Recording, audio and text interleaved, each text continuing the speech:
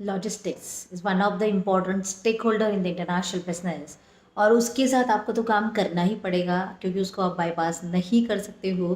तो फिर अगर उसके साथ काम करना हो तो उसको सिलेक्शन क्राइटेरिया भी उतना ही होना चाहिए, क्योंकि किसी के साथ भी काम करके you can't like imagine that कि कितने बड़े लॉसेस में हम जा सकते हैं because that person is not so, हम ये नहीं बोल सकते कि गलत था या बैड था, बट शायद हो सकता है उसकी सर्विस इतनी अच्छी नहीं थी and you are making the losses because of that. So in the international business, logistic is the one of the stakeholder. You need to be careful while selecting that. Hi dosto, I'm KD Sushma. I'm author, trainer, exporter, and business coach. And yes, I'm working on a mission to create 10,000 plus exporters by 2025. So if you're not subscribed to this channel, just subscribe now, press the bell icon, and yes, click on the all notification.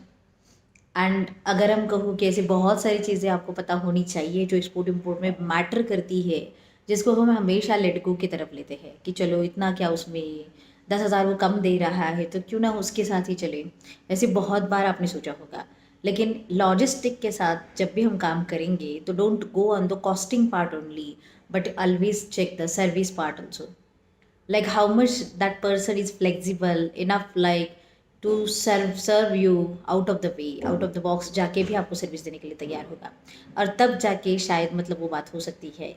So while selecting the logistic partner you need to like understand उन लोगों का या फिर जो भी बंदा है जो भी कंपनी है उनका उस फील्ड में कितना एक्सपीरियंस है, कितने सालों से वो उस फील्ड में काम कर रहे हैं, हाउ मच लाइक लोड और कंटेनर्स दे हैव हैंडल्ड आपके कमोडिटी में.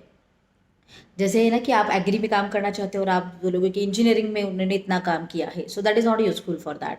अगर आप इंजीनियरिंग करना चाहते हो तो उन्होंने एग्री में इतना काम किया है तो वो भी यूज़फुल नहीं है, क्योंकि हर प्रोडक्ट के रिलेटेड बहुत सारी चीज़ें बदलती है and you need to understand that कि उस बंदे को उस प्रोडक्ट का कितना एक्सपीरियंस है.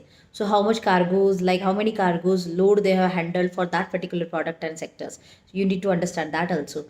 उनका कौन सी कंट्री में ज़्यादा स्ट्रॉन्ग नेटवर्क है, तो उनकी जो कम्युनिटी है या फिर उनका जो एक्सपांशन है वो कौन से कंट्री में ज़्यादा होल्ड है, स्ट्रॉन्ग है, ताकि वो उस कंट्री के रिलेटेड आपको बहुत अच्छी मदद कर सकते हैं और कॉस्टिंग भी कम दिया जा सकता है.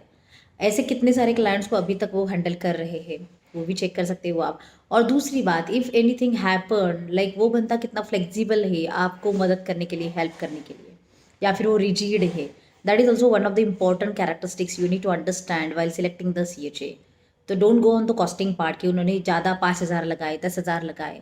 हमेशा कॉस्ट ही बचाना यही पैरामीटर नहीं होता, क्योंकि 5-10 हज़ार बचाने के चक्कर में अगर आगे जाके कुछ प्रॉब्लम होता है and if they are not cooperating with you, so 5-10 हज़ार के केस में आपको 1-2 लाख भी मतलब वेस्ट करने पड़ेंगे. And this is about that, to understand the value of time also, understand the value of the person also, and yes, definitely you can beat that game. So start from now.